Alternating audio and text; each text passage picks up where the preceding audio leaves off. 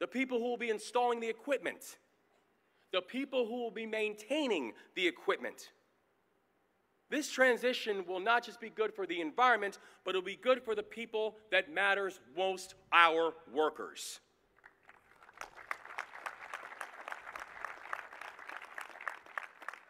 And I want to end by speaking directly to our friends from the International Longshoremen's Association.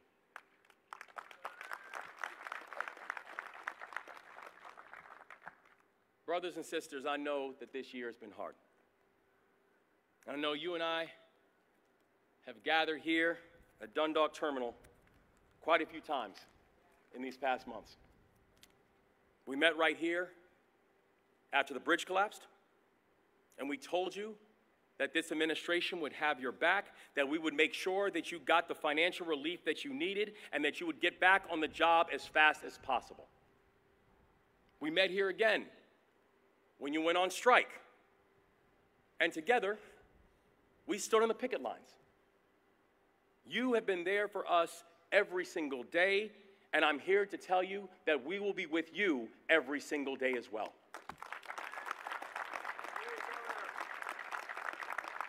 No matter the challenge, no matter the test, please know this. You have a true partner in the Biden-Harris administration, and you will always have a true partner in the Moore-Miller administration as well.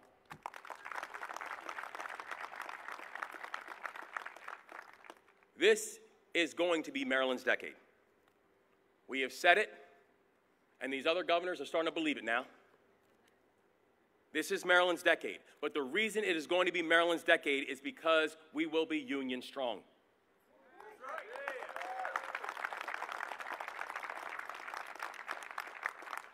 And in that spirit, I am honored to introduce our next speaker. She is a port worker. She's a proud member of the ILA. She's a person who is the first and only female rubber tire gantry operator at the Port of Baltimore, so she's a history maker. And she's someone who defines what it means to be Maryland tough and Baltimore strong. Please welcome my new friend, Gwendolyn Stewart Williamson.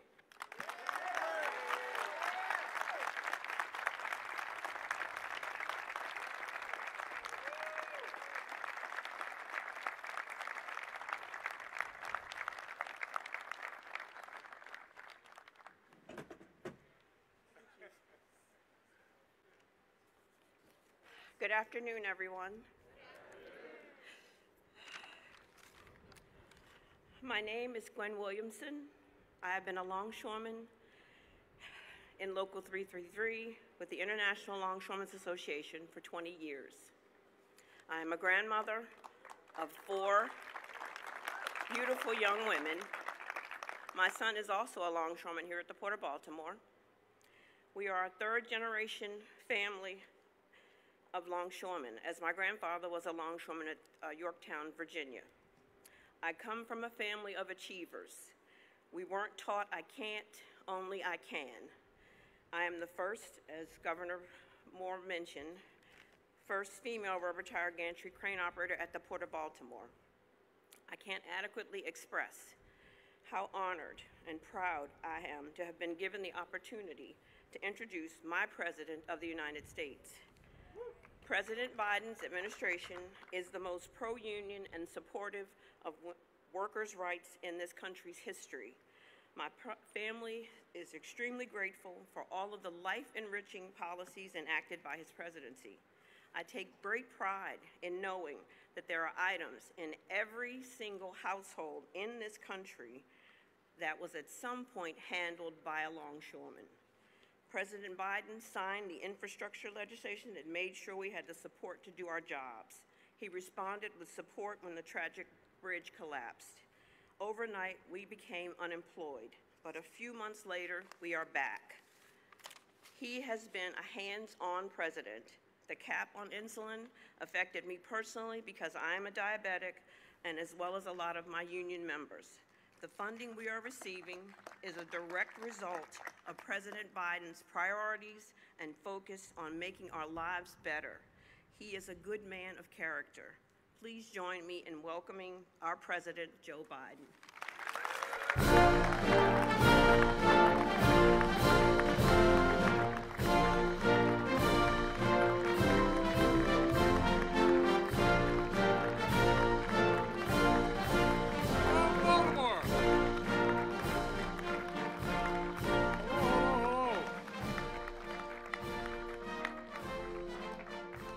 Don't jump, guys, all right?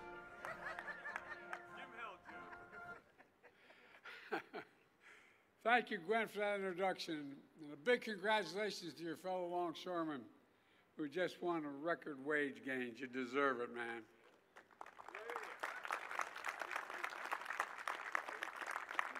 You know, I'm called the most pro-union president in history. It's not hard, man. It's a simple proposition. Middle class built this country, and unions built the middle class. Period. I mean it. You sacrificed so much to keep America's ports open, especially during the pandemic. You deserve a strong contract. I also want to thank Governor Moore. I think he may be the best governor in the country, man. Where are you, Gov? I tell you what, man, I wish I had played ball with him. You know, and Mayor Scott, there you go. Stand up, man. Let him see you. This guy's got, being a mayor of a major city is one of the hardest jobs in American politics. They think you have all the answers and they know where you live. And Johnny O, county exec, where are you, Johnny? There you are. I used to be a county councilman. I think it's the hardest job in America. People think you know what you have. You don't have nearly what you think you have. You think you can solve all your problems, and when you can't, you get in trouble. And they know where you live, too, so thank you, Johnny O. Appreciate it. We look forward to seeing you in Congress next year, man. Look forward to seeing you in Congress. And Senator Ben Cardin, Senator Chris Von Halen. What the hell's his name? He's new. Chris and I have been doing this for so many years now, it's getting old. Or at least I'm getting old. Chris isn't getting old. And Ben, we're going to miss you in the Senate. We're going to miss you in the Senate. I want to thank Congressman Mufumi and Ruppersberger and Sarbanes. But, you know, every time I see Sarbanes, he seems about a foot taller. I don't know, man. Work his dad taught me that I better understand and learn. I better learn Greek or I'm going to be in trouble. And my good friend, and he is a good friend, we've shared a lot together, Steny Hoyer. Steny, thanks for all you've done, pal. And for my cabinet EPA director, Michael Regan. You know, last spring in the dead of night, that massive container ship crashed into Key Bridge. Within seconds, steel beams crumbled into the harbor like toothpicks. 30,000 people lost their daily route to work, to school, and to home. 20,000 port-related paychecks became at risk. 6 construction workers were killed in the process. All were Marylanders, hard-working, strong, and selfless. I remember their families, as many of you did, and I vowed to them we'd never forget the contributions these men made to this city. And we do everything possible to reopen this port as fast as it possibly could be. I'm proud to say, with all the folks assembled here and the unions assembled here, you did just that. The Port of Ardmore is back open for business. I want to thank the Coast Guard, the Navy, the Army Corps of Engineers, helped remove 50,000 tons of concrete and steel wreckage. 50,000 tons. Some thought the Mississippi Channel would be blocked for 6 months or more, but you cleared it in 78 days. 78 days. On top of this, my administration provided $60 million in federal funding for response and recovery, offered grants to displaced port workers to get paid to help with the cleanup, and teamed up with businesses to keep auto and farmer shipments moving. Result, 8,000 workers back on the job. Over 100,000 tons of cargo pass through this port again on a daily basis. But as I promised last spring, we won't stop until the new bridge is finished completely. Finished.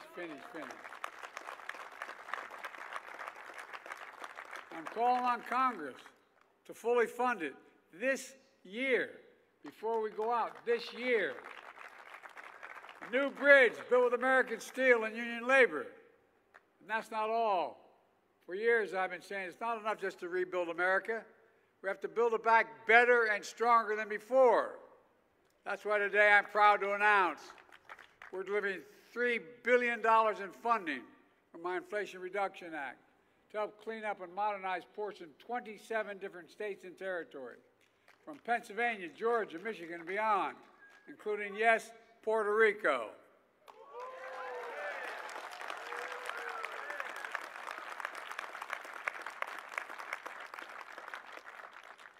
I'd like to take that guy for a swim out there. Anyway.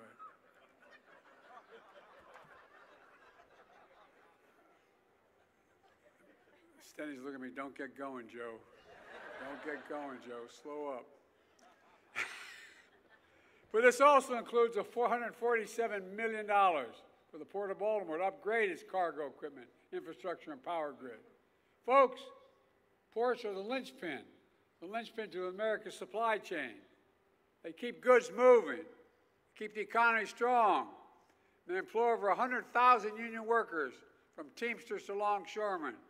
But for too long, they've run on fossil fuels and aging infrastructure, putting workers at risk and exposing nearby communities to dangerous pollution. Studies show more childhood asthma, lung disease, and heart disease, and cancer in folks who live close to ports. This is about environmental justice. I asked Gloria, who you heard from earlier, or any of the neighbors in Turner Station, or across the water in Curtis City, communities too long left behind, simply wrong. The new $3 billion funding we're delivering today will help ports and communities all across America. It will cut ports' opening costs, strengthen supply chains, make America businesses more competitive, and keep consumer prices down while slashing carbon pollution, and support an estimated 40,000 new good-paying jobs at the port in clean energy manufacturing all across America. In fact, the funding for this port is estimated to create 2,000 new jobs. Jobs for longshoremen, iron workers, engineers, electricians, utility workers, steel workers, laborers, and so much more. Good-paying union jobs you can raise a family on. A lot of colleagues agree. We're making sure all new port equipment funded by the Clean Ports program will be operated and maintained by people, not by robots, which are going to protect those jobs far into the future. Folks, this is just a small part of what we call Investing in America agenda. To invest in America and all Americans, it's working. Just look at how far we've come from the crisis we inherited from my predecessor. Example, my American Rescue Plan, which not a single Republican voted for, I might add, although there's conversions, delivering immediate economic relief to those who need it most and got us through the pandemic. The bipartisan infrastructure law is one of the most significant laws ever written to modernize our roads, our bridges, our ports, our airports, help replace every poisonous lead pipe in America, and bring affordable high-speed internet to every household. My predecessor promised Infrastructure Week every week for 4 years, but he never built a damn thing. My CHIPS and Science Act, also bringing semiconductor and advanced manufacturing back home where it belongs, where it started. And through the Inflation Reduction Act, we made the largest investment ever in history to fight climate change and accelerate clean energy, which is the way my predecessor said, by the way, he'd repeal it if elected. Folks, a lot at stake here. We're all investing in the America agenda, and because of what we did, remember how we were going to go into depression and all that stuff? Guess what? We got the strongest economy in the world, the whole damn world. And in America, our Invest in America agenda has already attracted $1 trillion in private sector investment. $1 trillion in clean energy, high-tech factories, and so much more. Here's what it means for Maryland. So far, in this state alone, it provides $13 billion for nearly 1,000 infrastructure, energy, and manufacturing projects. It matters. For example, look at Baltimore and the Potomac Tunnel. It's 150 years old. I've walked through that. I used to commute every day back and forth from Wilmington to Washington. I walked through it. It's leaking. It needs to be replaced. It's badly needed. And thanks to the bipartisan infrastructure law, it finally is being replaced. When the project is done, it will shorten commute time significantly, increase safety, and in the process will create 20,000 new construction jobs. And that's just one example of the investment. Folks,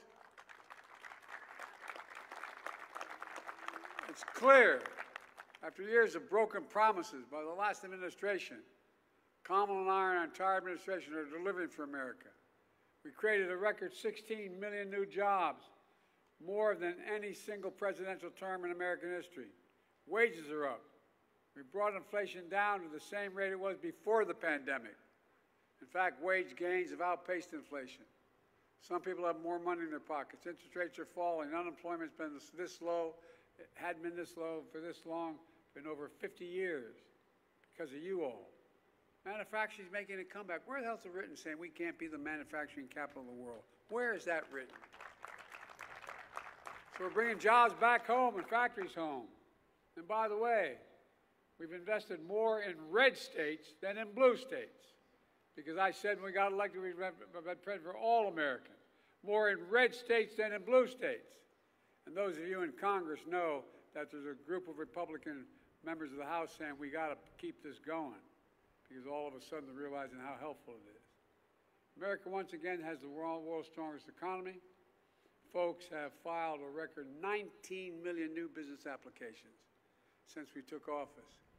Each filing for new business application is an act of hope. Put it all together. In thousands of cities and towns, we're seeing the great American comeback story. Consumer confidence is up this month larger than ever. The economy is growing. Middle class is doing well. We're showing we're the only nation in the world that always emerges stronger from a crisis than we went into the crisis. The only one. We have to keep that progress going and growing. Let me close with this.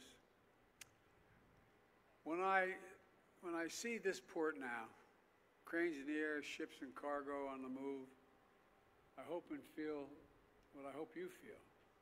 A real sense of pride. I mean it sincerely. Pride. Pride in your community. Pride in our country. Pride in the capacity of our labor unions. That's what Baltimore Strong is all about. It's about pride.